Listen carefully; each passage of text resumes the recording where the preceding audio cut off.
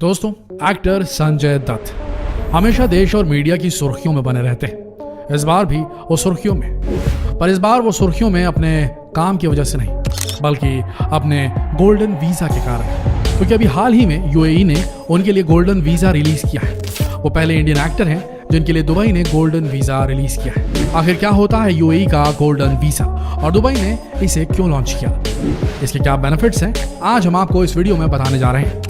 तो बने रहिए हमारे साथ इस वीडियो के आखिर तक। यूनाइटेड अरब अमीरात चाहता है कि आने वाले समय में वो दुनिया के टैलेंट को अपने देश में एस्टैब्लिश करे, इसलिए उन्होंने लॉन्च किया गोल्डन वीजा स्कीम। कहने का मतलब ये है कि जो भी बेहतरीन साइंटिस्ट, आर्टिस्ट या फेमस डॉक्टर है, उनके टैलेंट का यूज ये अपने देश के लिए करना चाहते हैं। यूएई दुनिया का वो मुल्क है जहां आसानी से लोगों को सिटीजनशिप नहीं मिलती, लेकिन अब दुबई ने अपनी फॉरेन पॉलिसी में चेंज करते हुए लोगों को नागरिकता देना शुरू कर दिया।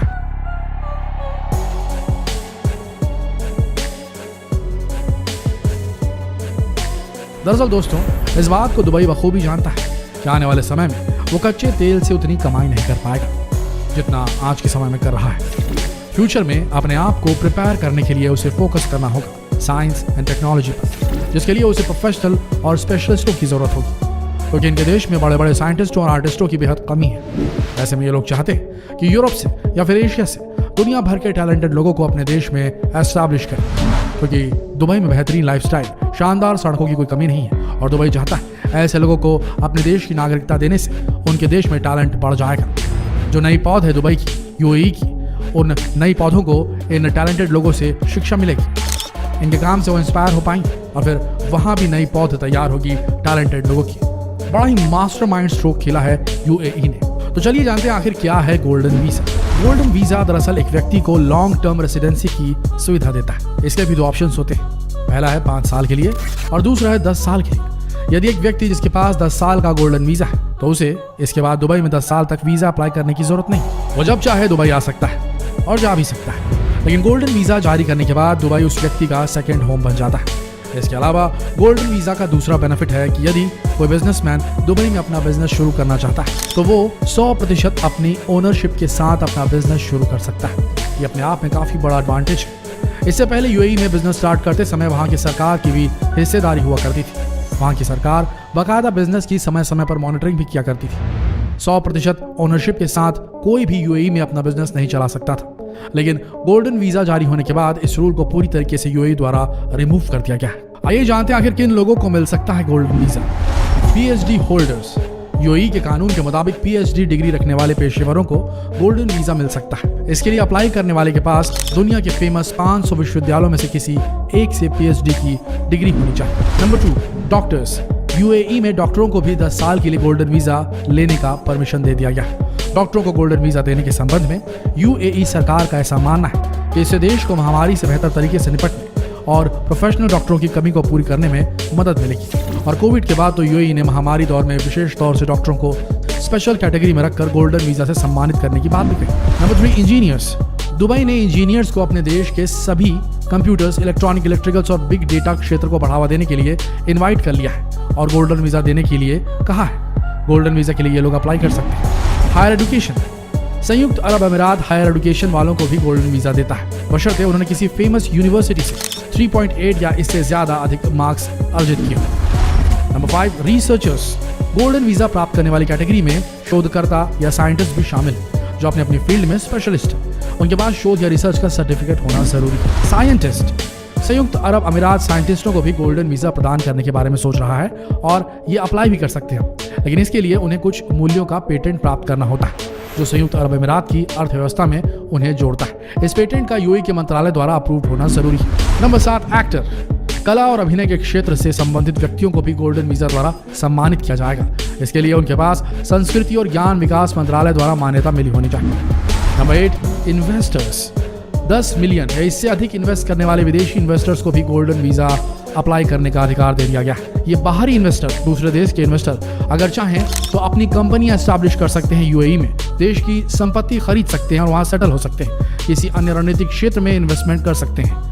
और इस योजना के तहत ऐसे इन्वेस्टर्स को, जैसे कई सारे भारतीय हैं, कई सारे पाकिस्तानी, अरब देश के लोग हैं, उनको गोल्डन वीजा देने की बात कही गई है। वहीं एंटरप्रेन्योर्स, इस कैटेगरी में वो लोग शामिल हैं जिनके पास कम से कम 50 लाख की पूंजी वाले प्रोजेक्ट मौजूद हो और जिनके पास किसी भी देश में जहां वो रहते हैं वहां मान्यता प्राप्त हो उन्हें किसी प्रोजेक्ट को कंप्लीट करने की। ऐसे लोगों को, ऐसे एंटरप्रेन्योर्स को लंबे समय के लिए वीजा में पति पत्नी और बच्चे 3 लोगों को वीजा प्रदान करने की बात कही गई। और नंबर 10 पर आते हैं टैलेंटेड स्टूडेंट्स।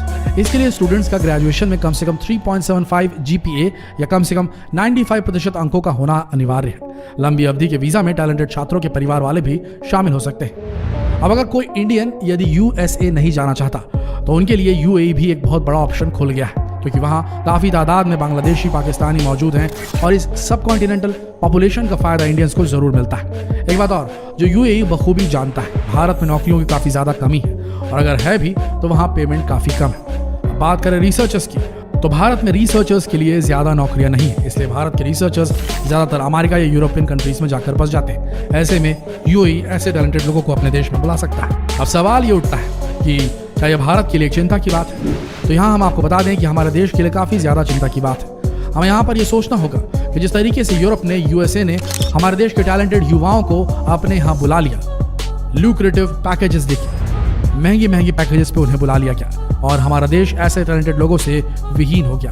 अब क्या गल्फ कंट्रीज भी यही पैतरा आजमाने वाली है और हमारे युवाओं को अच्छी नौकरी, अच्छे पैकेज का सौगात देके उन्हें अपनी तरफ खींचने वाली है? अगर ऐसा होने लगा दोस्तों, तो जितने भी टैलेंटेड लोग हैं, जितने पढ़े लिखे लोग हैं, जितने काबिल लोग हैं, वो भारत छोड़कर इन कंट्रीज की तरफ जाने लगेंगे। इस बात को हम भी जानते हैं कि भारत में कोई भी इन्वेस्टर क्वालिटी ऑफ लाइफ के लिए तो भारत आएगा नहीं, लेकिन आज भी भारत में इन्वेस्ट करने के लिए कई लोग उत्सुक हैं। बाहर के कई लोग चाहते हैं कि वे भारत में निवेश करें, तो उनके लिए यहाँ हम ऐसे प्लेटफॉर्म्स दे सकते हैं। सरकार ऐसे प्लेटफॉर्म बना सकती है जिसमें ज़्यादा हैसल ना हो, ज़्यादा प्रॉब्लम ना हो। बिजनेस करने के लिए आसान बनाना होगा हमारे देश में हमारी सारी बिजनेस नीतियों को। अगर ऐसा हुआ तो दूसरे देशों से इन्वेस्टर हमारे देश में इन्वेस्ट करने को तैयार हो जाएंगे। अभी की हालात को देखा जाए तो हमारे यहाँ बहुत समस्याएं हैं, जिसके चलते बाहरी इन्वेस्टर्स भारत में इन्वेस्ट करने से पहले 10 बार सोचते हैं, क्योंकि बहुत सारे पेपर वर्क्स, बहुत सारे नियमों कानूनों से दो हाथ करना पड़ता है। और फिर इस देश में व्याप्त करप्शन एक बहुत बड़ा फैक्टर है, जिसके चलते बाहरी इन्वेस्टर भारत में आकर पैसा लगाना